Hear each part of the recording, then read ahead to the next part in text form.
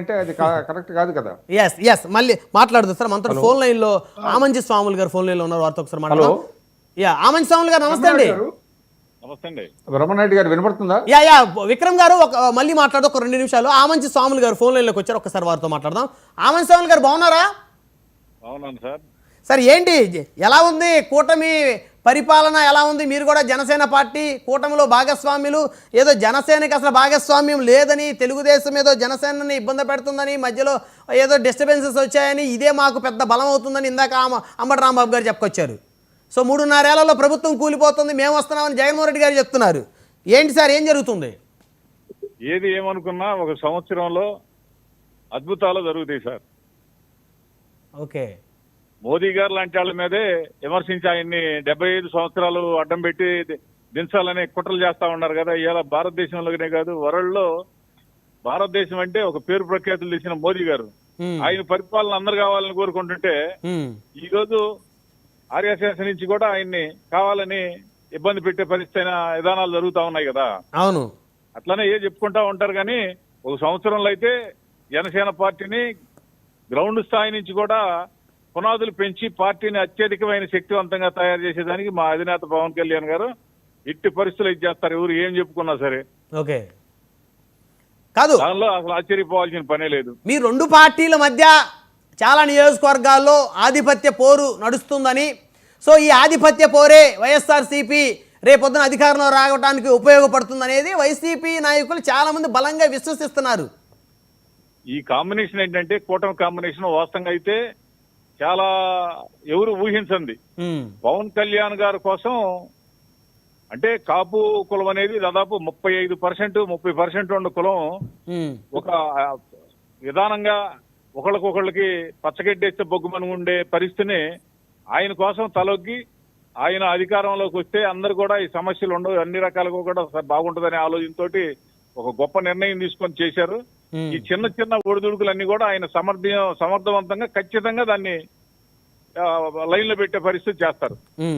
చిన్న చిన్న ఇబ్బందులు ఖచ్చితంగా ప్రతి నియోజకవర్గంలో ఉండే అవి టీడీపీ వాళ్ళు కూడా తెలుసుకొని ఖచ్చితంగా నడుచుకోవాలి. అలాంటివి నడుచుకోకపోతే ఏమవుతుందంటే ఇలాంటి ఇప్పుడు మన అంబటి రాంబాబు గారు లాంటి వాళ్ళు చెప్పేదంతా కూడా కరెక్ట్ అవుద్ది ఖచ్చితంగా. ఓకే, అది చేయాల్సిన బాధ్యత చంద్రబాబు గారికి ఉంది, పవన్ కళ్యాణ్ గారికి ఉంది. అది అద్భుతంగా చేస్తారు. రెండింటి కలయిక ఎంత దారుణమైందో దాన్ని గొప్పగా మంచిగా చేస్తారనేదే నాబోటాళ్ల ఆశాభావం. సో పోలీసు అధికారులతోటి ఈ కూటమి ప్రభుత్వం అవినీతి దందా చేస్తుందని జగన్మోహన్ రెడ్డి గారు ఆరోపిస్తున్నారు. అంటే ఎట్లా, అంటే పోలీసులు విపరీతంగా వైసీపీ వాళ్ళ మీద దాడులు చేసి పంచాయతీలు చేస్తున్నారా కూటమి ప్రభుత్వ నాయకుల అండదండలతోటి? ఈ రోజు ఒకటి సార్, జగన్మోహన్ రెడ్డి గారు ఒక దారుణంగా రఘురామరాజు గారిని అవ్వచ్చు, అచ్చెన్నాయుడు గారిని అవ్వచ్చు, ఇలాంటి వాళ్ళందరినీ కూడా ఇబ్బంది పెట్టారనే దీని మీద కొంత యాంటీ వచ్చింది. దానిలో అది ఈ కూటమి ప్రభుత్వం చేయకుండా పరిపాలన జనం ఏదైతే కోరుకుంటారో అది చేయడం అనేది కరెక్ట్. రెడ్ బుక్ లేకపోతే ఇంకోటి చేయడం అనేది అసలు ఇలా ఎవరికి కావాలండి? అవన్నీ కూడా మంచి పరిపాలన అందించారా, లేకపోతే ప్రజలకు అందరికి కూడా అన్ని వసతులు కల్పించారనేది కావాలి. దీన్ని దృష్టిలో పెట్టుకొని ఖచ్చితంగా చేస్తారు. ఈ రెడ్ బుక్లు లేకపోతే ఇవన్నీ కూడా తీసి పక్కన పెట్టేసి జనం మేలు కోసం ఆంధ్రప్రదేశ్, ఎందుకంటే మళ్ళీ ఇక్కడ అమరావతి నుంచి రాజధానిని చేయాలనే ఆలోచనతోటి మోదీ గారు వచ్చి శంకుస్థాపన మరోసారి చేయడం జరిగింది. వీటన్నిటిని దృష్టిలో పెట్టుకొని రెడ్ బుక్లు గిడ్ బుక్లు ఇవన్నీ కూడా జనాంతా అందరికీ తెలుసు. ఈ రెడ్ బుక్ లో లేకపోతే ఇంకో రకమైన విధానాలు చేస్తే ఖచ్చితంగా మార్పులు అనేవి జరుగుతాయి. ఆ మార్పులు రాకుండా ఉండాలంటే ఖచ్చితంగా సుపరిపాలన పవన్ కళ్యాణ్ గారు, చంద్రబాబు గారు కూర్చొని ఈ అరెస్టులు ఇవన్నీ అంటారు, ఏడన్నా అవినీతి జరిగితే ఖచ్చితంగా వాళ్ళ మీద చర్యలు తీసుకోవాలి తప్పితే కొన్ని జనం విచిత్రంగా చెప్పుకునే పరిస్థితులు అయితే చేయకుండా ఉంటే మంచిది అనేది నా ఆలోచన. అంటే చేస్తున్నారనా మీ అభిప్రాయం? ఇప్పుడు కొన్ని జనం చెప్పుకున్నాయే కదా, ఇవన్నీ కూడా అవసరం లేదు వీళ్ళకి. 164 సీట్లు ఇచ్చారు, బ్రహ్మాండమైన పరిపాలన అందించమని ఇచ్చారు, దాన్ని దృష్టిలో పెట్టుకొని చేస్తారంతే. సో పైన అధినేతలు ఇద్దరు ఒకరి కోసం ఒకరికి ఒకరు అనే చందంగా ఉన్న కొన్ని నియోజకవర్గాల్లో జనసేన టీడీపీ మధ్య నడుస్తున్న ఆధిపత్య పోరు గనక ఆగకపోతే, దాన్ని అధినేతలు కంట్రోల్ చేయకపోతే పరిస్థితులు తారుమారయ్యే పరిస్థితులు అయితే కనబడుతున్నాయి స్వాములు గారు. ఖచ్చితంగా అయితే జరుగుద్ది అట్లా. ఓకే, కానీ అలా జరగకుండా ఉంటుందనే ఆశాభావం ఉందా మీకు? ఖచ్చితంగా చేస్తారు. ఎందుకంటే ఆయన అనుభవం గల వ్యక్తి చంద్రబాబు నాయుడు గారు.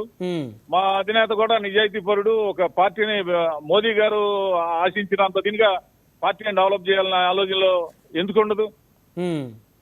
తప్పకుండా అభివృద్ధి చేస్తారు, పార్టీని డెవలప్మెంట్ చేస్తారు, ఇలాంటి చిన్న చిన్న వాటిని కూడా కరెక్ట్ చేస్తారు. అయితే వైసీపీకి ఇప్పట్లో అధికారం వచ్చే పరిస్థితి లేదైతే ఇంకా. అంటే అది ఊహించుకోవడం అనేది ఇప్పుడు అది అంత కరెక్ట్ కాదు కూడా. దాని ఇంకా సమయం ఉందంటారు. సమయం కాదు, వీళ్ళంతా చేయకపోతే ఎంత విరుద్ధమైన పరిపాలన అందించినప్పుడు జరుగుద్ది అట్లాంటి. రైట్ రైట్, చాలా ఓపెన్గా చెప్పారు ఆమంత్ స్వాములు గారు. ధన్యవాదాలండి ఫోన్ కాల్ అందుబాటులోకి వచ్చినందుకు. థ్యాంక్ యూ సార్, నమస్తే.